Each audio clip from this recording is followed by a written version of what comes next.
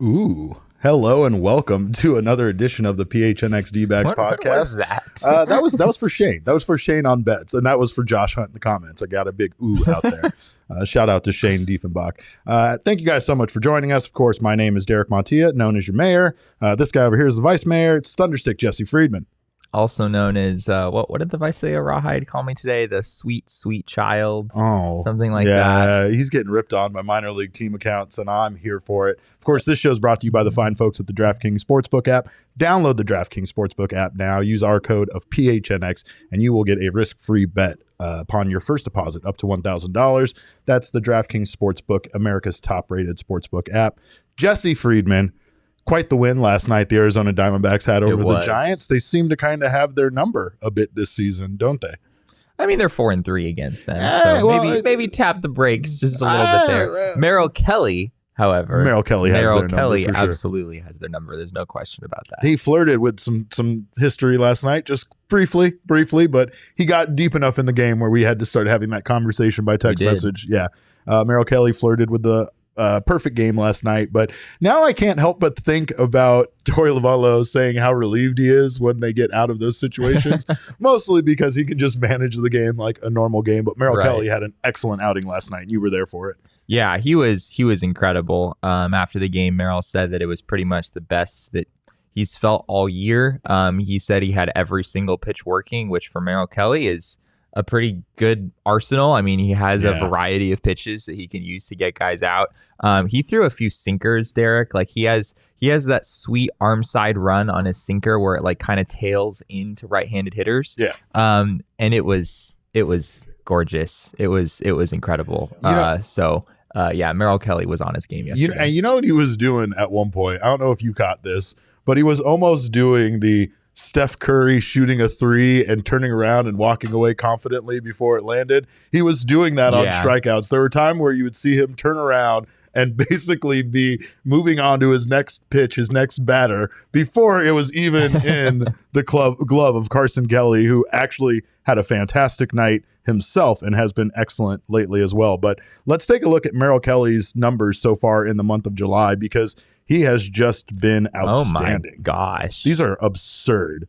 5 starts, 34.1 innings pitched, 1.57 ERA, 0.79 whip, 1.75 opponent batting average. That's just nuts. I mean, this is back to the way he was pitching earlier in the season when we thought it wasn't sustainable. And now here he is once again pitching that way. Yeah. I mean, if you look at, so this is what Merrill Kelly is on pace for an entire season. You ready for this, Derek? I'm ready for it. It is pretty crazy. So he's on pace to make 34 starts. He's on pace to go 17-9. And of course, he would maintain his 3.04 ERA, his 1.15 whip. He's on pace for 201 in a third innings. There are not that many starters in baseball these days who get through 200 innings in a season. Merrill is on pace to do that.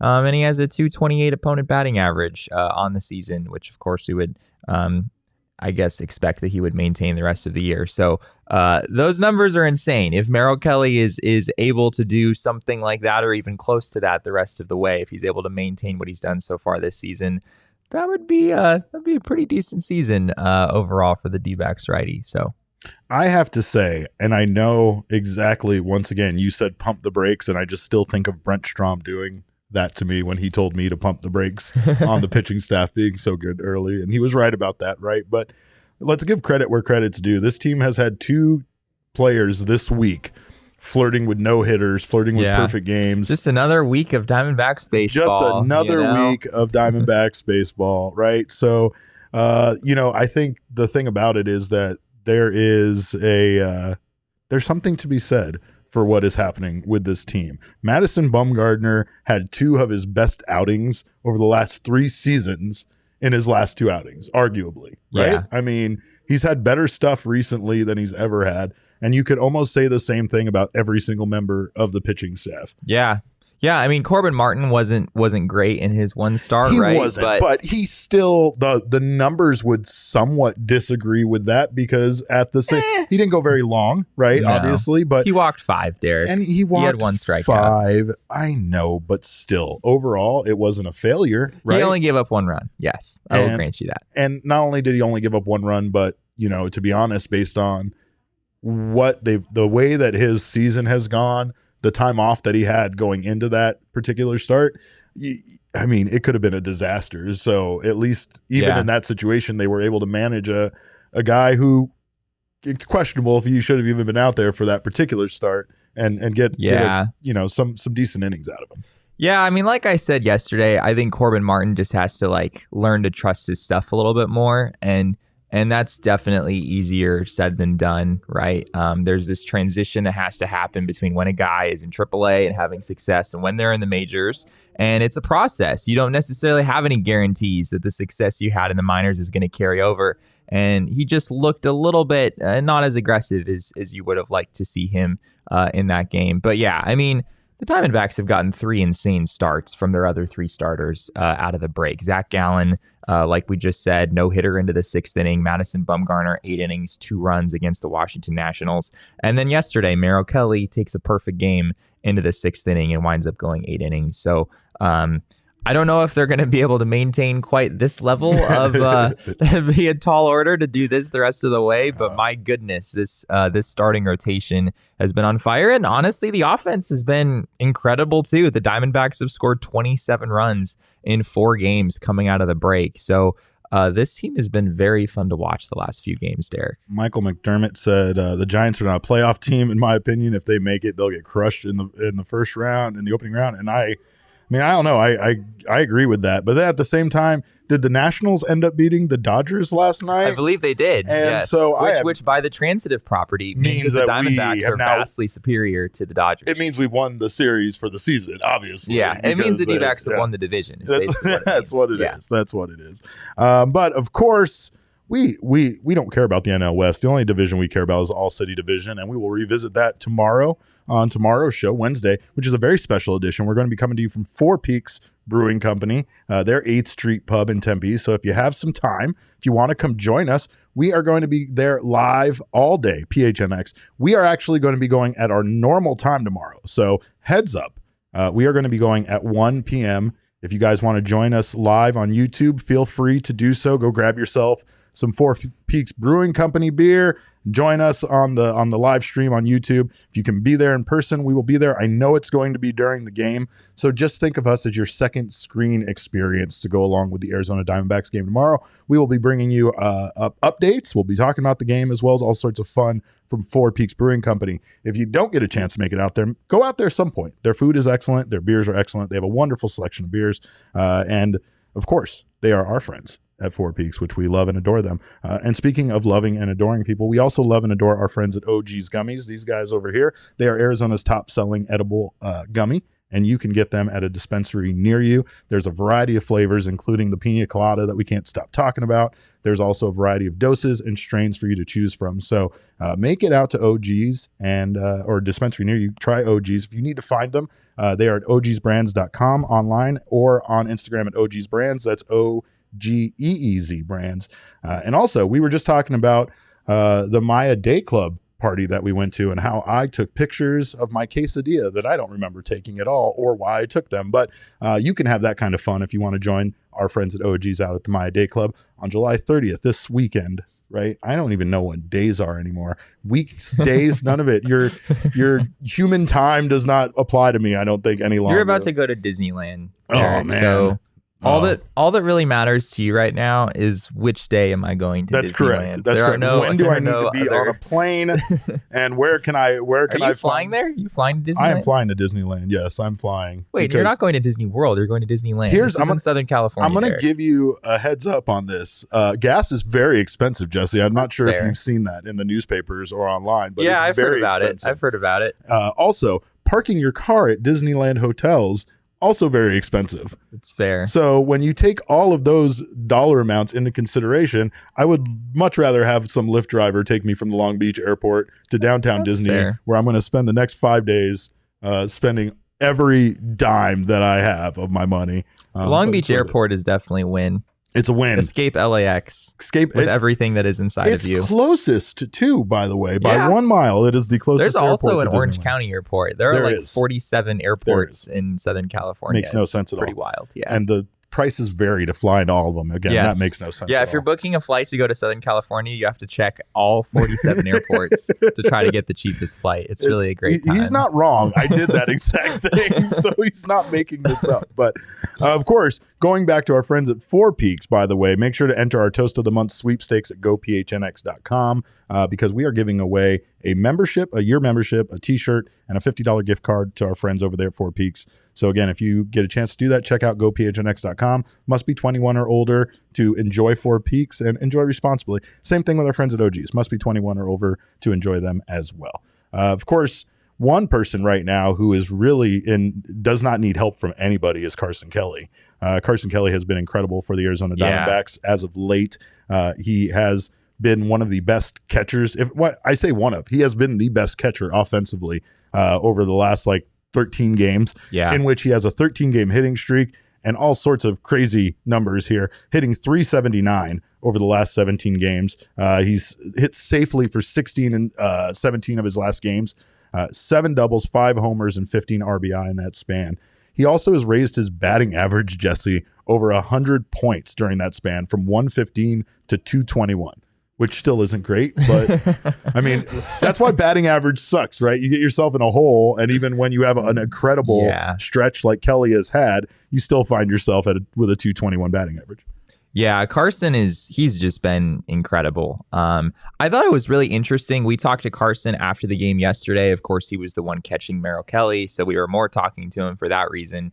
But we also talked to him about his offense, and we asked him just what have been the keys to this turnaround for you? It was really interesting what he said. Carson talked about how he needed to learn to let himself fail, which I thought was really interesting. That's that mental hurdle he was talking about. Yeah, he talked a lot about how it's been a mental battle for him this season and in past seasons when he's been in ruts like this, and he gets to a place where if the numbers don't look good, if he's not on offensively, it's been really hard for him to turn the page and kind of allow him to go through that and then allow himself to work his way out of that eventually. Mm-hmm. And he's just gotten inside of his own head sort of and made it harder on himself than it really had to be. But that has not been the case over the last 13 games, Derek. I mean, he has been the best hitting catcher in baseball in that span. Really, over the last month, I think he's been the best catcher in baseball, at least offensively. So this Diamondbacks lineup has so much more length when Carson Kelly is hitting the way that he is right now. I think it'll be interesting to see if he's able to do it against righties as well. Sure. He has been much better against righties so far, but that's kind of always been the question with Carson is he really just a platoon guy that you love having in there against lefties? You want him to bat leadoff against lefties, but you don't really want him in there against righties. That's going to be the next step for him, is trying to make those numbers a little bit more balanced. I think Mark Gray said it last night on the broadcast that he was curious as to why they were leaving Carson Kelly in for his I think it was the 2-run double that he hit, or one of the hits. Yeah. And again, like you said, it's because the expectation there is for them to pull him in those big situations because of his inability to hit against righties, right? So that's something that of course he has been able to do. He's also been very good behind the plate. Right? He has caught some of these games that we've talked about that these pitchers have been incredibly good in. So he has been calling some great games. He talked about his connection, even with Mad Bum. He talked about Like Mad Bum can be a bit stubborn at times. Even Bumgardner himself discussed He's like the old grumpy guy. Right? Well, he wanted to. He even said like he's very self-aware though. For like, I don't really typically find old grumpy guys to be very self-aware. Yeah, who know right? that they are old grumpy guys. He That's is true. he fully embraces it, even though he's younger than me, which really hurts me in parts of my soul and heart that I can't even express. If he's an old grumpy guy, then what are you, Derek? I don't know. Man, Derek is young at heart. There we go. So there we go. It's not about the number. fair. It's about That's right. It's about how you feel. Yeah. Shout out to state of Michael being. McDermott, who's here in the comments, who said today on Twitter that you're 35. I Hey, think that's what he shut up. estimated. You So- don't need to correct him. Yeah. I love you, Michael.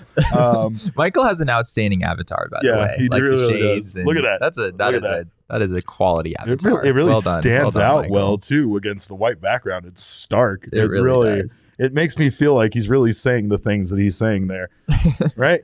But yeah, Carson Kelly hitting 181, 239, 313 against right-handed pitching this year. Yeah. Yeah, right. But he has been he has been much better this season, or this portion of the season at least. And you know, again, you wrote about this on GoPHNX.com, but he is such an X factor for this team's success. Yeah. You know, at times they seem to always have different guys. Bumgarner has been old and grumpy since he was Jesse's age, that's for sure. But like, you know, he finds he's I don't know, man. He's been incredible. His connection with the pitchers and everything has been really good. And I just think Carson Kelly is such a big piece of this team's success.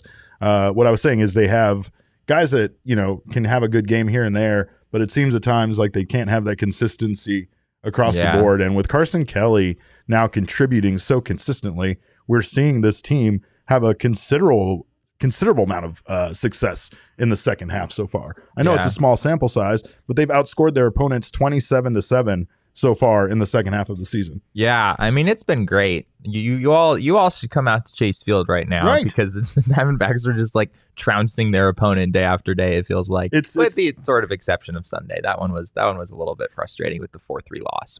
It was still a fun game, and again, they were still in it. So I mean, again, they were still very much in it, and they probably not, should have won the game. They had the lead almost the entire way through, exactly. So it was still a bearable game to watch. But yeah, I think it's funny. Carson is he's let people get like this close to being ready to just give up on him, you know? Because at times, like you mentioned, his batting average went from 115 to 221. Like Carson Kelly was batting 115 not that long ago. And if you were among the people being like, I don't know if we want Carson Kelly like long term as a catcher in this organization. He's a good defender. He's not an elite defender. And so part of his value is going to come from his offense. And if that offense isn't there, it's going to make it really hard for Carson to stick in the big leagues for very long.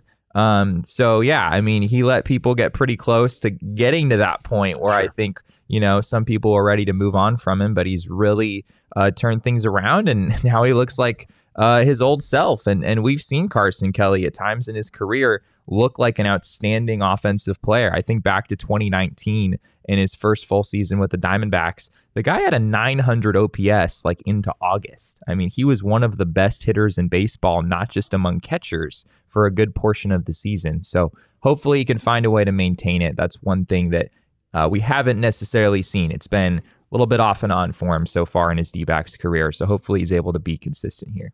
Well, another thing you wrote about on GoPHNX.com is 5 storylines for the Diamondbacks second half. And one of those storylines was if the Diamondbacks will get out of the cellar, and the NL West, which we've been talking about, is now our particular goal is to beat the Rockies, beat Patrick Lyons and the Rockies. And that's all we want in beat life. The Rockies, but mostly beat Patrick Lyons. Beat Patrick Lyons. That's the goal.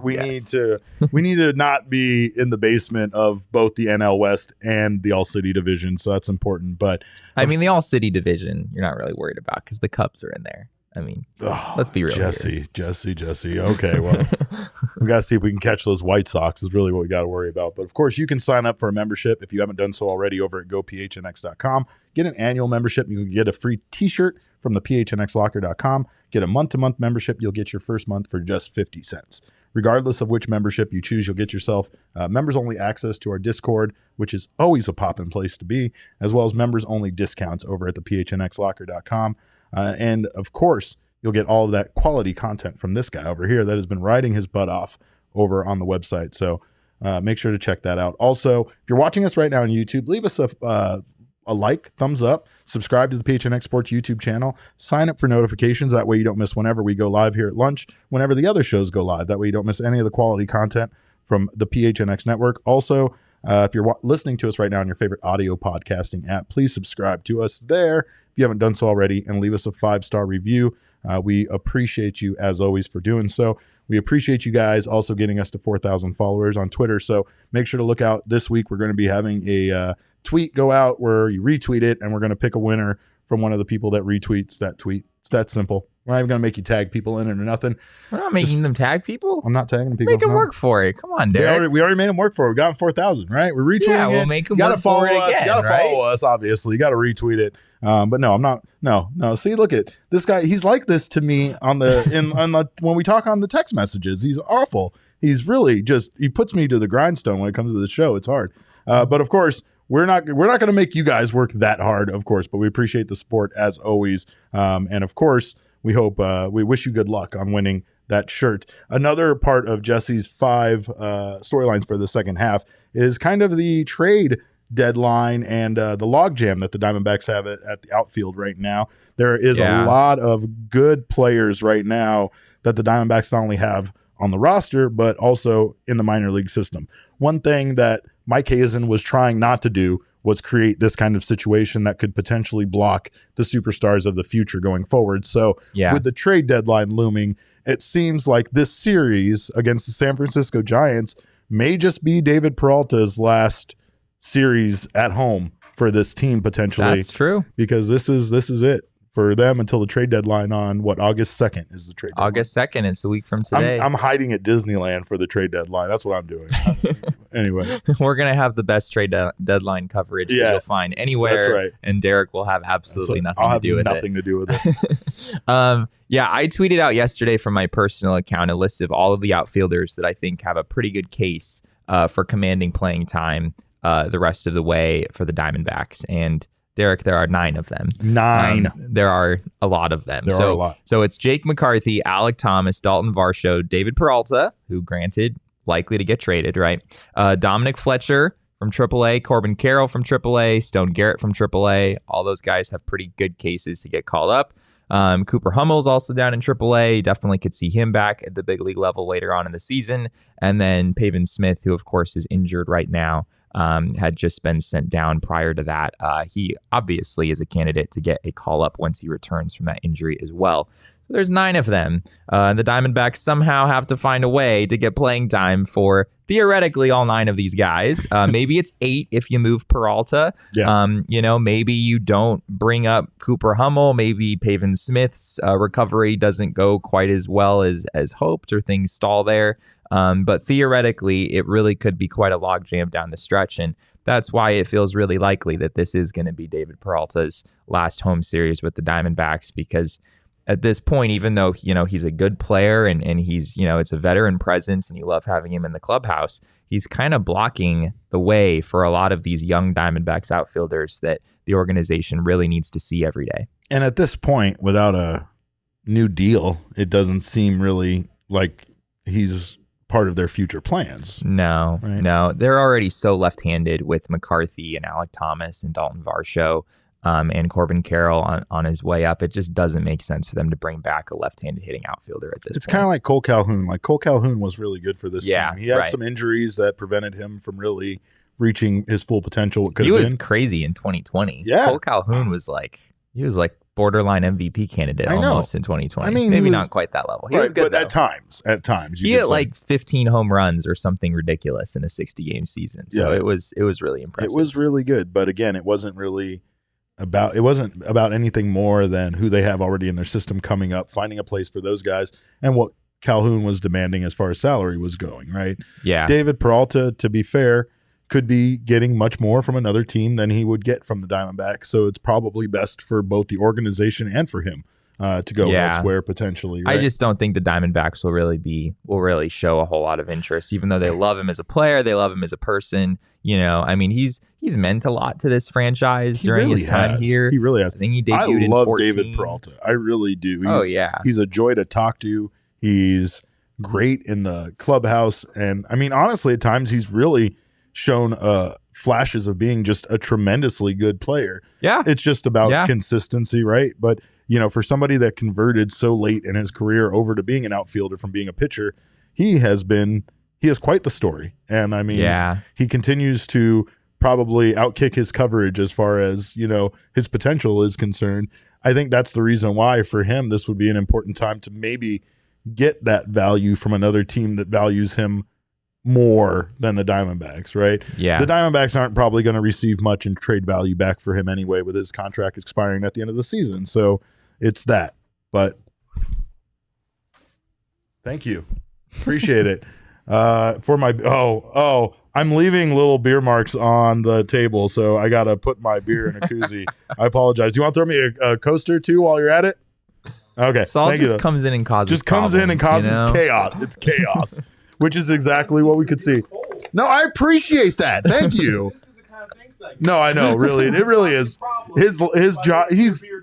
His job is thankless around here. All he does is support us and treat us well and give us this amazing environment to work in. And all we talk about is how much he hassles us. So I love you, Saul.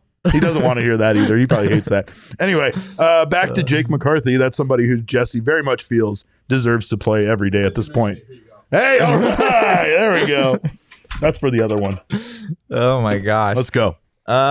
You asked, okay. Jake McCarthy. Jake McCarthy. That's what he does. He throws you off. That's this is a test. This is a test from Saul. It's a test. I feel I passed. I feel you failed. But anyway. Wouldn't be the first time, right? You failed the VHS tape test yesterday. I failed a lot in the last 2 days, Derek. It's been rough. Jake McCarthy. He is a lot better than I think a lot of people realize. And I have to hat tip our friend Jack Summers on this. I sat next to Jack in the press box yesterday and absolutely talked his ear off basically the entire time. I love Jack but so he kind of talked mine off too, so I feel like it was sort of mutual. It's equal. Yeah, it does go back and forth. Yeah, it definitely went back and forth. He's just this incredible source of information. I can't even we've had him on here. If you get a chance, go back and look at check out our episode with Jack, the Shoe Wizard episode. But he's just a wealth of knowledge when it comes to this baseball team. He's been a part of the organization. Yeah, he worked in the Diamondbacks front office back in 2009, 2010, around those years. So he is a wealth of knowledge. But anyway, I was talking with Jack about Jake McCarthy yesterday, and he pointed out that Jake McCarthy really could be like an everyday guy, like a valuable outfielder that you play every day. I mean, there aren't what a lot of people have said about McCarthy is that he's a fourth outfielder, right? Yeah. He's a, good guy to have around, like he'll give you some value, but he's not an everyday guy. Yeah, he's not an everyday guy. But how many fourth outfielders do you know who have elite speed, and I mean elite, like top 10 in baseball sort of speed, plays a really good defense, including center field. He can play center field. And also, at least as of right now, has like an average, slightly above average bat. Yeah. Like that's a lot of tools for a fourth outfielder, right? Also, if you look at 99 dog in him rating.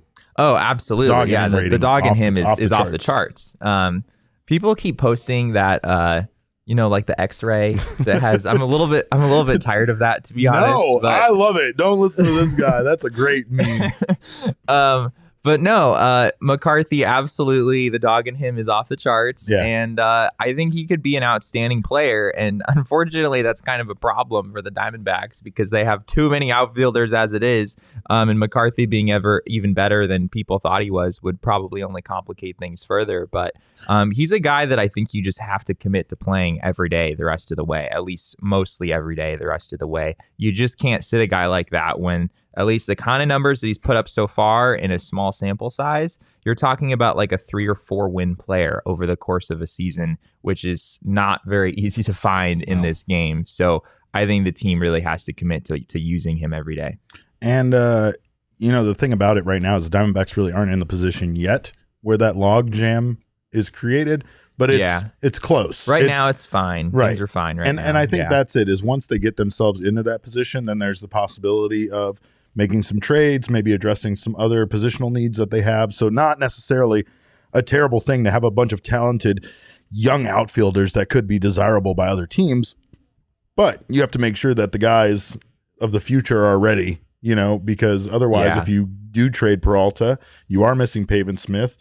Cooper Hummel might not be a guy that they want to call up right now. You might find yourself short on outfielders or depth pretty quickly, just for the time being, at least until you are ready to call up Stone Garrett and Corbin Carroll and those guys. But of course, I'm not going to slide on the VHS comment. Let's take a look because, by the way, Jesse didn't know yesterday, if you watched yesterday's show, that VHS tapes. I did not think this was that egregious. He did not. Like, when this happened, I did not think this was that big of a moment on the show. And the Diamondbacks' entire minor league system made me think otherwise, apparently. VCRs could record live television, and Jesse didn't know that. Like, you could record it on VHS tape. So the Vasily Rawhide went ahead and nailed him on this one.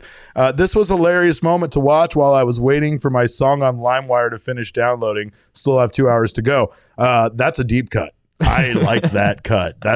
I reminded them that the MP4 that they're downloading of The Matrix isn't actually The Matrix. They're going to be pretty disappointed when that finally hits, because it's going to take like 3 days to download. But these are problems that I experienced. The most of this guy didn't, mostly, but good on the Rawhide. We love you guys. Thank you for roasting him. Well, and you didn't mention that when we posted the clip of me saying all of these things, the Rawhide initially responded by just saying "ugh," and then they were just disgusted with you. Yeah, they were just disgusted. As was I. So I was feeling the same way. And we also have seen on Twitter, I just saw on Twitter a few minutes ago, that unfortunately, Derek, I don't know if you saw this, but the Amarillo Sea Dogs apparently also want in the fray. They say, how can we get in? Did you call them the Sea Dogs? Oh my gosh, I did. What in the fuck was that, Jesse? Well, now they're really going to want to roast me. This is very bad. This is very, very bad. Oh no, they're in on it too. Oh no. I'm telling them what you said. They're probably watching this right now. Yeah, this is very bad. I know you're the sod poodles, Amarillo. Yeah, I don't know if he does or not, but shout out to Hodgetown for being one of the best minor league parks in all of baseball. I don't know if they won that award yet, but I hope they did.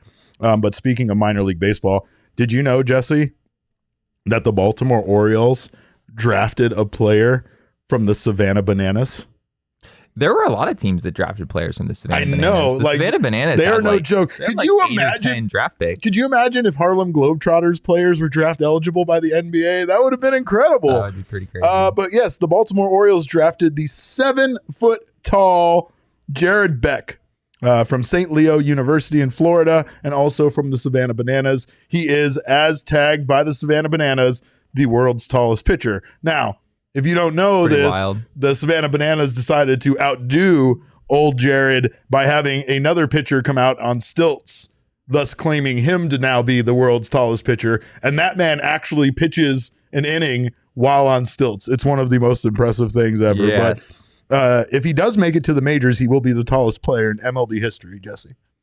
Randy Johnson. Hasn't beat 6'10". 6'10". Yep. So he would beat out Randy Johnson. Randy Johnson is right there. Apparently, there are 2 players in the league this year that are 6'11", and they beat out Randy Johnson for tallest player. But old Jared Beck there would be the tallest player. And I don't know, but if I could, I'd bet on him on the DraftKings Sportsbook to make it to the majors just for. It's the Baltimore Orioles, right? They don't have a lot going on. Right. Like, that's an attraction. In the pro wrestling world, we would call him a draw, is what we would call him.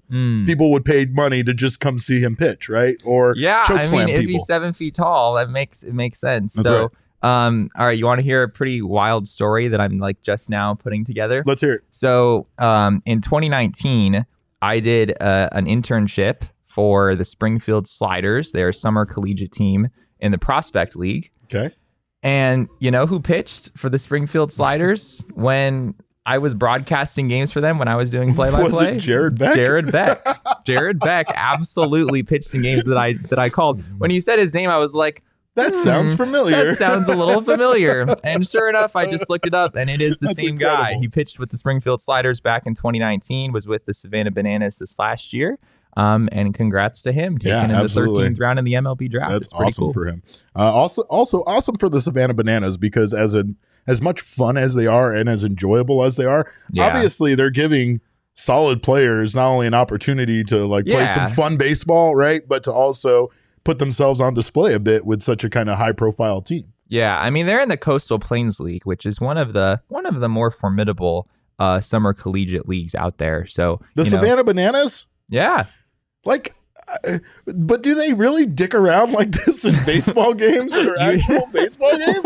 They really have Eric Burns as their manager in a real baseball league? It is honestly, that's incredible. It is pretty wild. They're like in a pretty legit league. They're not, I thought they just faced off against like the Washington Generals of baseball. This might be made up, but don't they play in like 2 different leagues at times, like depending on the time of the year? Well, I know they play like exhibition games that they kind of advertise on their website, right? So it's like those are different from the banana league. ball rules and stuff like that. Maybe that's when they add their own like the banana ball rules and all that stuff. Those are not real Coastal Plains League games. Well, that's why I was like, that's all you see from the Savannah Bananas is that kind of stuff. So I'm like, they're pulling that shit in a real league. That's incredible. That makes it even better. Oh man, they are a legendary organization. I don't know if they could get away with that stuff like in Cape Cod or something, like at the very top ranks of summer collegiate ball. I don't know if they could pull that off there. Even the Northwoods League, that's probably like the next tier down from Cape Cod. It's a bit competitive in those. Yeah, but Coastal Plains is up there too, and I mean, there's a reason the Bananas had, I don't know the exact number, but I think it was like 7 or 8 guys taken in the MLB draft. Not super high in the draft, but guys like Jared Beck taking around the 13th round or the 10th round or something like that. So it's cool to see some of these guys in the big leagues. Hopefully someday. We'll get to see that for sure. And Eric Burns, you stay there as the manager of the Savannah Bananas because we need you there as that manager. Of course, I brought up DraftKings Sportsbook for new customers. Make sure you go download the DraftKings Sportsbook app now. Use our code of PHNX and make your first deposit. You'll get a risk-free bet up to $1,000. That's promo code PHNX only at DraftKings Sportsbook. Minimum age and eligibility restrictions apply. See show notes for details.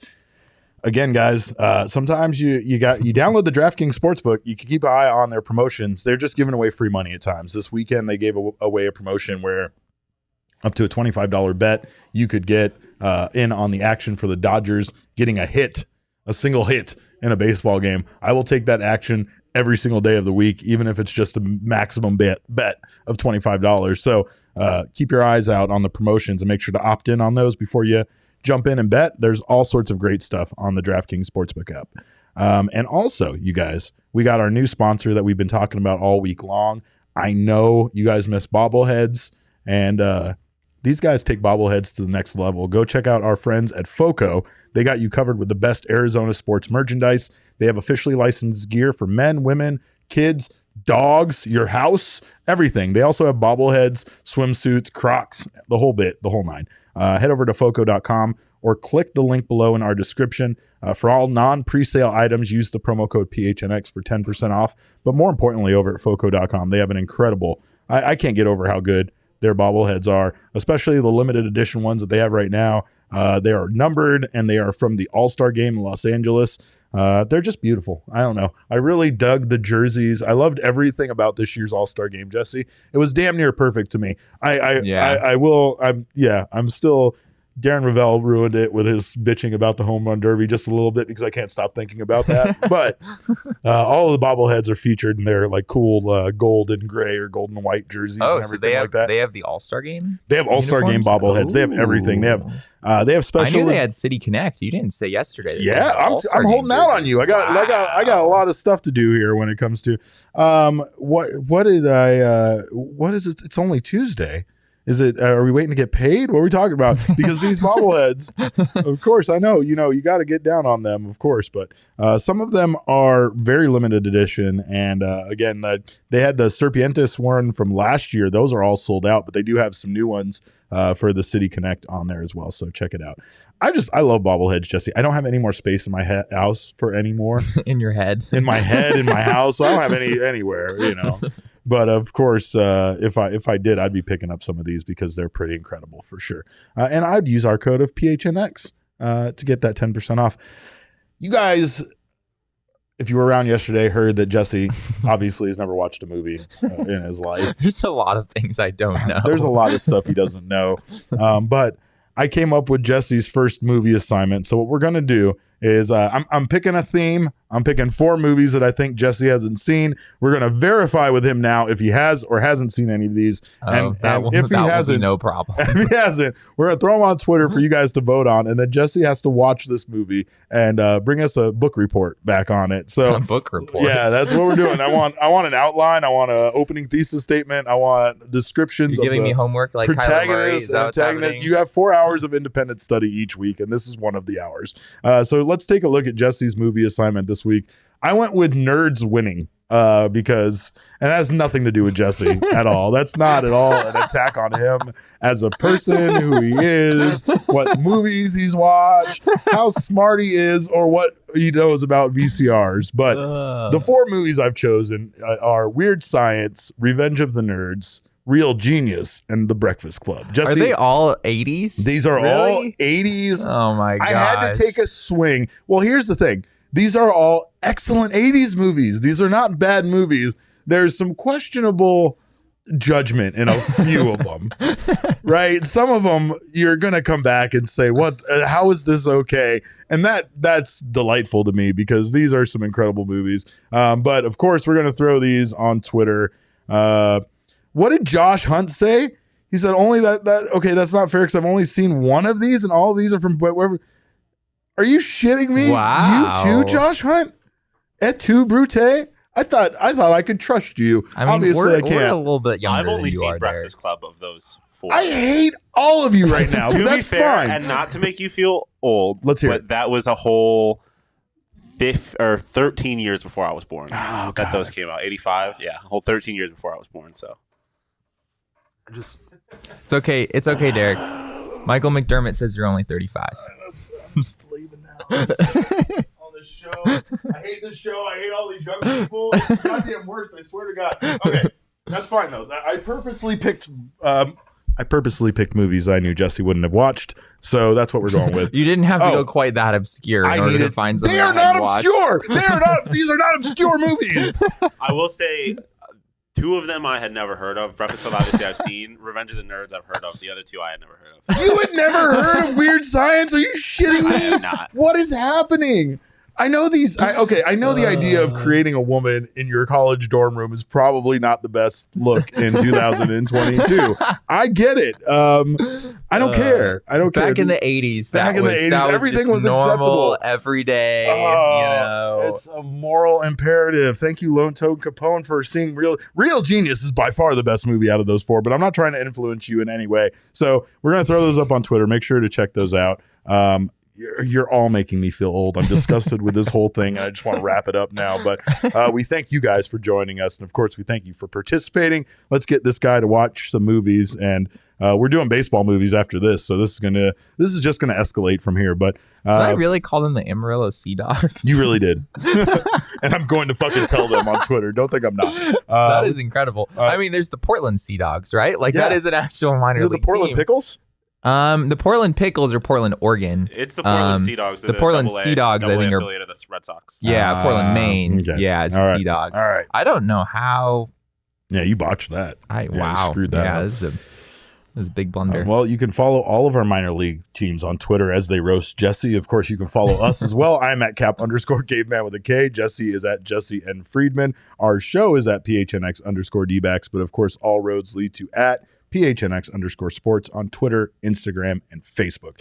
Make sure to visit all of our sponsors. Check out our show tomorrow. Join us if you can over at the Four Peaks 8th Street Pub in Tempe. We're excited to see you guys and to be broadcasting from out there. Remember, we're going to be going at our normal time instead of our post-series show time. So tune in at 1 o'clock. We'll be there.